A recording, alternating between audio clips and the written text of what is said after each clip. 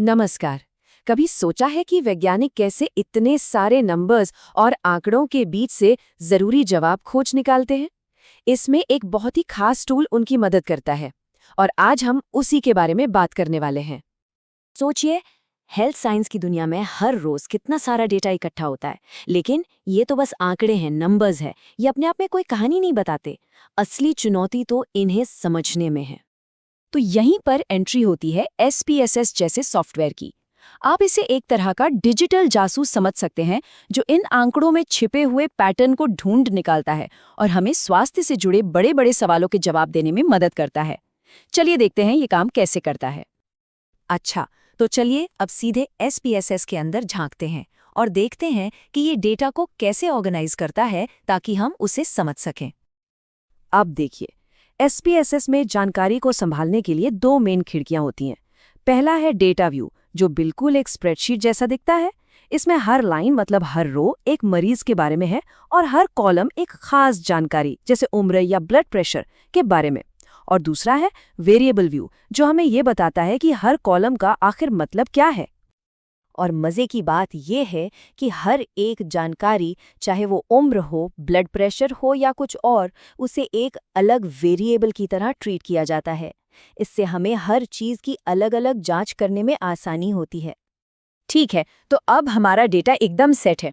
अब हम तैयार हैं एक बहुत ही खास और ज़रूरी रिसर्च सवाल पूछने के लिए। चलिए इसे समझने के लिए एक क्लासिक उदाहरण लेते हैं। सवाल ये है, क्या कोई नई दवा ब्लड प्रेशर कम करने में प्लेसिबो यानी एक नकली गोली से ज़्यादा असरदार है? अब इस एक्सपेरिमेंट का जो डिज़ाइन है ना, वो बहुत ज़रूरी है।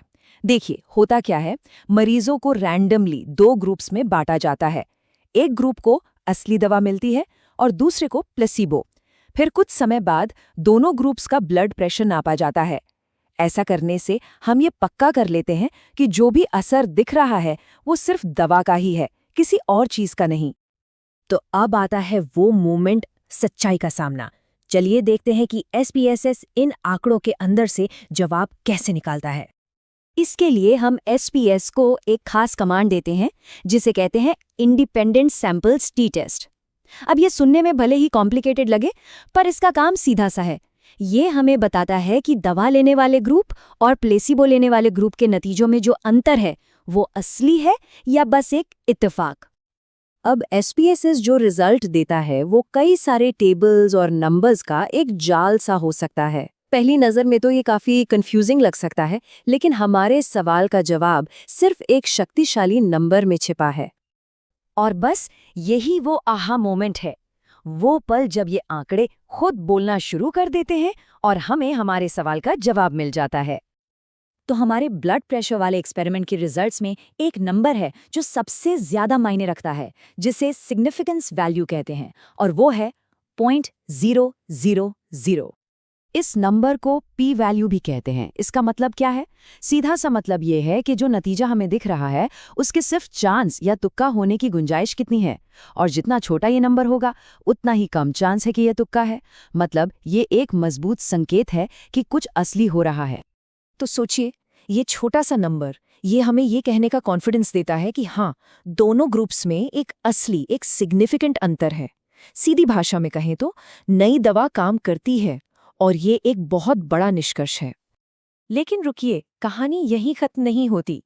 ये टी-टेस्ट तो SPSS की दुनिया का बस एक छोटा सा हिस्सा है।